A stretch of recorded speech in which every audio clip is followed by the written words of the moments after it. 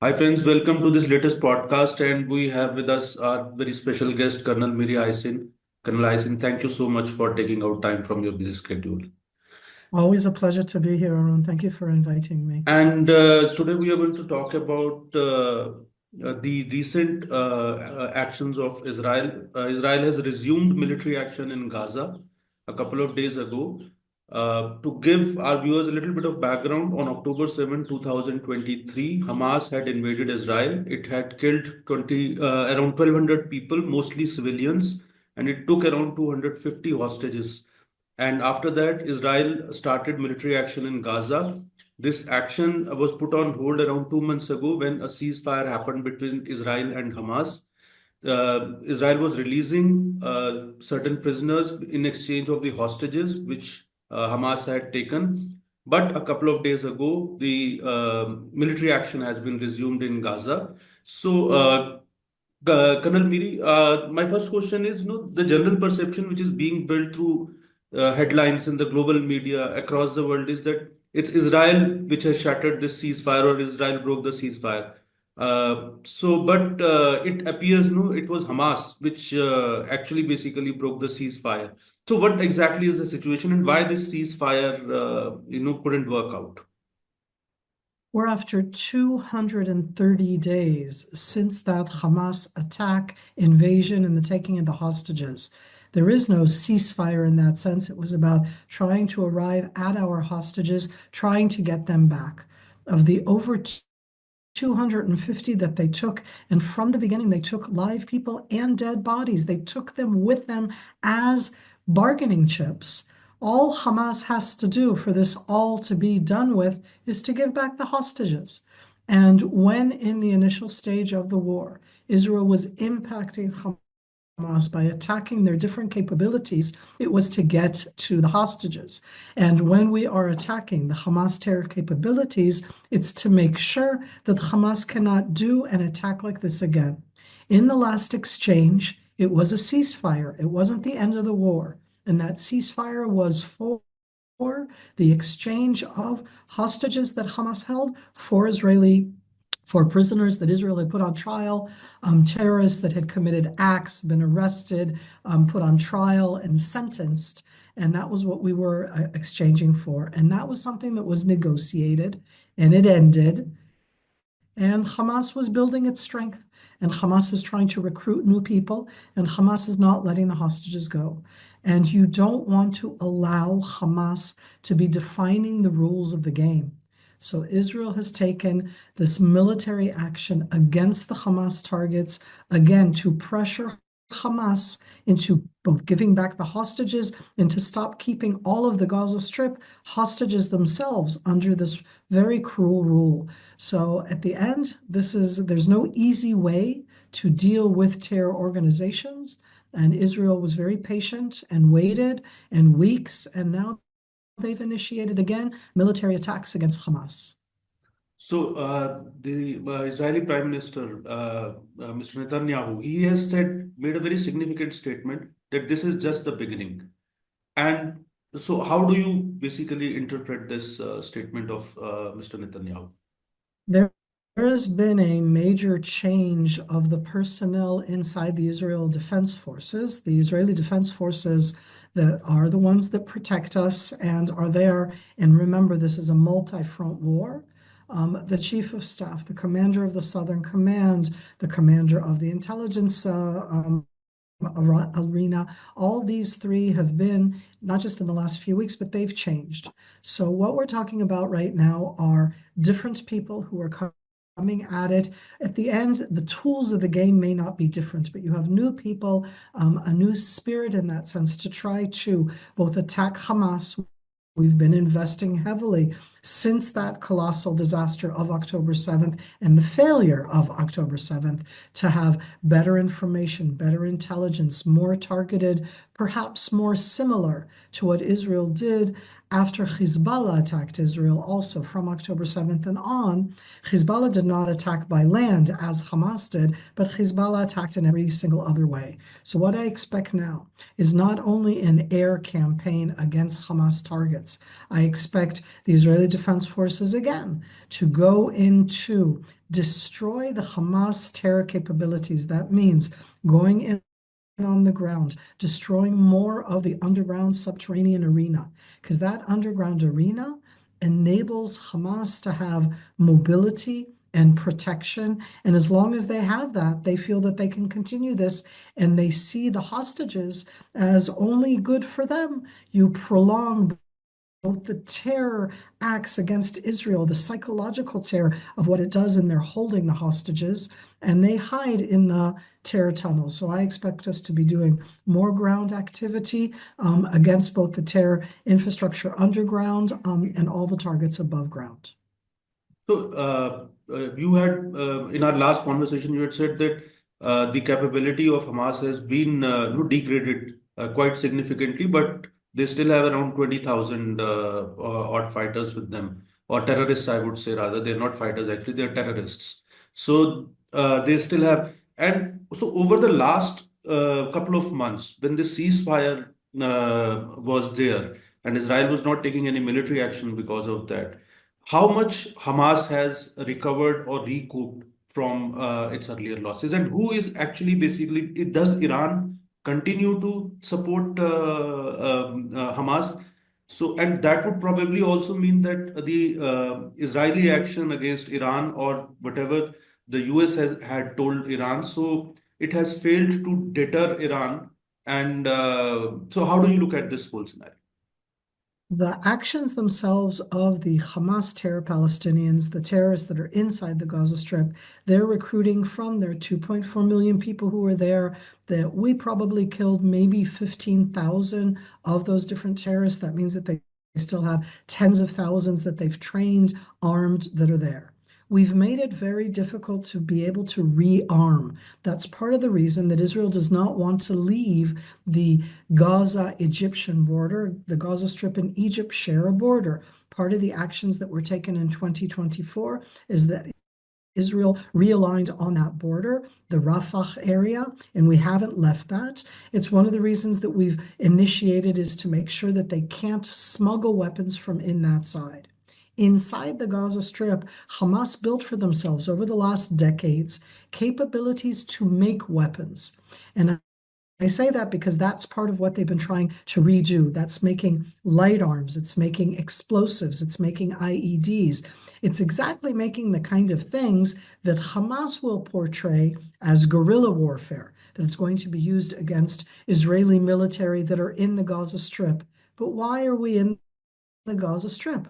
They hold 59 Israeli and non-Israeli hostages. They hold bodies as collateral, as bargaining chips. And we've gone in both to get the hostages and to destroy the Hamas capabilities that were used inside Israel by Hamas on October 7th. So it's those capabilities that they're trying to rebuild, and they're doing so using the hostages as a defense system, the underground subterranean arena that they built for so many years as their defense and mobility system. And they're using now, whatever they can find to put together new weapons. You asked about Iran. The Islamic regime of Iran absolutely backs them, supports them, gives them what you are going to call the ideological backing. But they also are the ones who give them more wind in their sails by backing the Houthis in Yemen, who have yet again, in the last few days, fired ballistic missiles at Israel because of Gaza. But that's the Islamic regime of Iran that supplies those missiles and allows and enables the Houthis to fire them. Hezbollah is very quiet because Israel very much degraded Hezbollah to an enormous degree. We haven't been as successful in degrading Hamas. Hamas live within 2.4 million people, very condensed area, very difficult to handle. So Iran is there. Iran would like to help more. I think that now it's more by talking, by using the Houthis from Yemen, and perhaps from other places they're going to try to do so, and less by their direct supplying weapons to Hamas in the Gaza Strip. What role you are expecting that United States is going to play in this new military offensive? Because as far as the media reports are concerned, uh, it is being said that Israel had taken US into confidence before launching this action, and also the US ambassador at United Nations. So he also categorically said after resumption of this military action by Israel that Hamas was not agreeing to any of the proposals, and it was not basically observing the terms and conditions which were fixed during this multi-stage or multi-tier truce. So, what do you think? How do you see the US role, and what is Israel's expectation from the global community also? There's a big difference between the way Israel perceives the United States backing right now and between what we're talking about the rest of the world. The change of administration in the United States, the election of President Trump in November, his inauguration in January, are one of, not the only, but one of the main reasons for the possibility to have done the exchange of hostages for prisoners that took place in January, February, and that was what that ceasefire was about. At the end of that, there was supposed to be a different phase, and the Americans were heavily involved, this administration, in the negotiations to arrive at a place where we could get back more of the hostages. This is a very challenging issue. For the terrorists, the hostages are their strategic bargaining chip. For us, it's seriously tearing our nation apart. And so in between the two of how you get back the hostages and how you do not come and allow the Hamas terror organization to be the one that defines everything, the United States stepped in here. And the negotiations in the United States have said that because they talk directly to Hamas operatives, what Israel never does. Usually it's going to be through the Egyptians, through the Qataris, the Americans hovering around. They already stepped in a bit more. And right now, as it looks, the United States has very clearly said that Hamas did not agree to any of the negotiation aspects, did not agree to what the United States was saying there. And again, it was to get back more of the hostages. And as such, that what they were doing were just trying to push away and make sure that negotiations go on. But in the meantime, nothing happens to Hamas rebuilding in the Gaza Strip. And that's why Israel went on the initiative. And the last point is that the United States has openly, this administration backed Israel in our action, talked about the fact that Hamas needs to be destroyed. And even more important is they have taken active action against the Houthis in Yemen, who have fired missiles at Israel in the last few days. The Houthis have also been firing against U.S. targets in the area of Yemen in the Bab el-Mandeb Straits. And these are big actions that are very important to making sure that the Islamic regime of Iran doesn't use the Houthis, or for that matter, the Gaza Strip and Hamas, and that Hamas does not benefit from everything going on. And how do you look at the rest of the global community? Because again the as we discussed in the last conversation also, that Hamas has launched a major information warfare also, and in fact it's their version which the whole world is right now broadcasting, that more than 400 people were killed. It was a statement by the Gaza's health ministry. So there was no independent verification, but the stories were being run as if this is actually basically the real death toll. So that's a very strange thing. So two questions. One is that how you feel that because Gaza in Gaza Hamas is able to again project that there is a massive humanitarian crisis which is in the offing or which is looming large over Gaza. And the global community, the lot of countries seem to be buying this argument. So, how do you look at right now? The world seems to be pretty stunned, with the resumption of the military action. So, what's the kind of feedback you are getting from the rest of the world?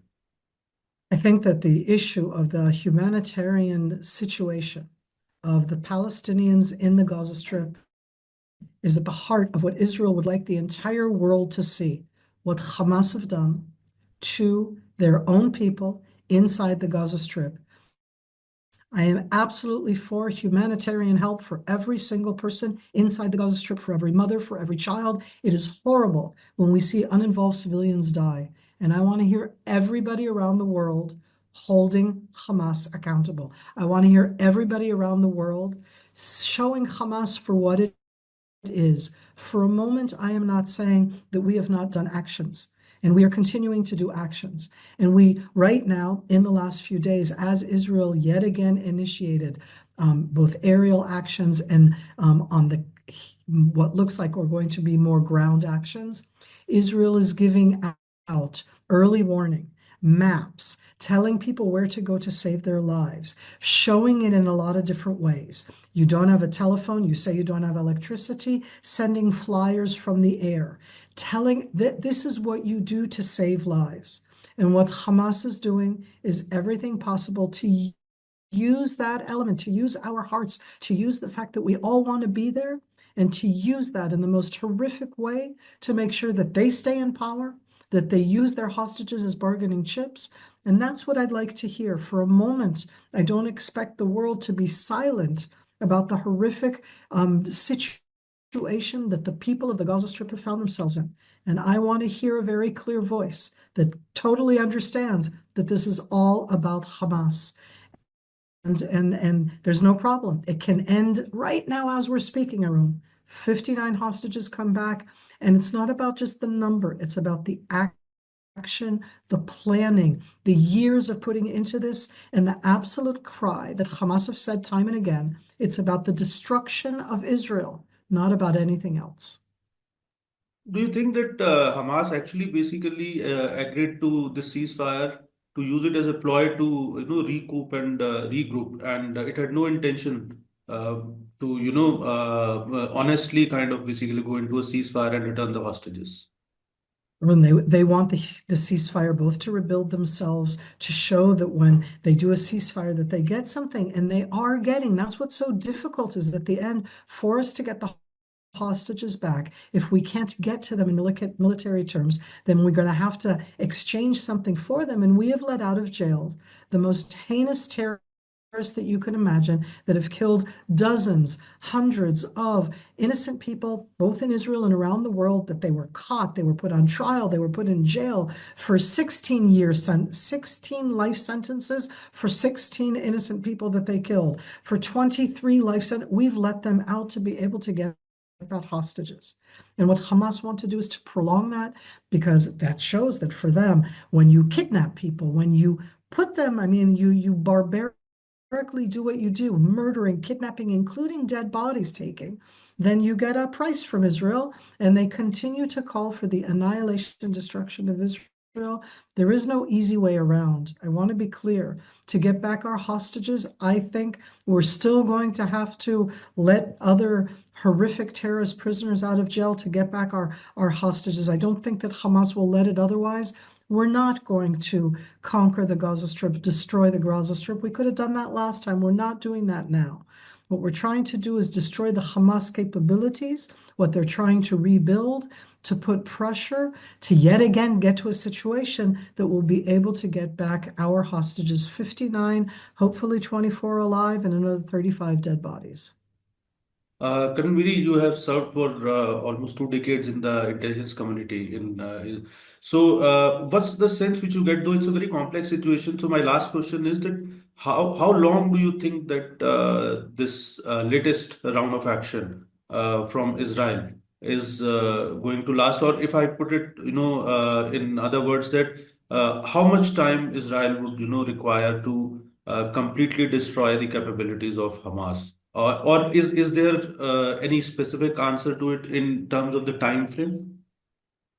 I don't think that you can completely destroy the military terror capabilities of any terror organization anywhere in the world. You can't wipe them out, but you can degrade them to a degree that, first of all, they don't threaten you in the way that, for example, the type of Hamas October 7th attack threatened Israel. And you can also make sure that decent people that listen to you and me and understand that they want to sideline the terror organization, because that's how you sideline it. When people don't support it, when people see what it stands for, the way that it uses it. So I too am for an independent Palestine next to Israel. That's not what Hamas is for. And not only that, but Hamas says very clearly that they're willing to do so through the use of killing civilians. Why would they kill me? Because I was in the military. Why would they kill you? Because you support Israel. Why would they kill a 9-month baby? Because it's a future soldier. The logic that they use is horrifically impossible. So when I look into my crystal ball, I think that the military action now will go on and get even a bit more. And then again, both the United States and Qatar, Egypt will be the negotiators that are going to step in only to enable an additional exchange for us to get our hostages that were taken so horrifically, and we'll release more prisoners from jail for that, just to get there. But I don't expect it to be immediate. I think that this can go on for several days, if not weeks, and then hopefully we'll get to what I'm going to call again another ceasefire. But that doesn't promise that it will be over. As long as Hamas has the different defense systems that they built for over so many years, and the biggest one of all is the umbrella of the international community that enable them and don't call them out for what they are, this is going to be a long, prolonged conflict. Thank you, Colonel Eisin, for taking out time from your busy schedule. And we'll be back soon with another topic. And if you have any questions for Colonel Eisin, you can post that in the comment box of our YouTube video, and we'll take these questions to Colonel Eisin and try and get answers for them also. And we'll be back soon with another topic soon. Thank you, Colonel. Thank you. Thank you all so much, and that we should all have quieter, peaceful times. Thank you.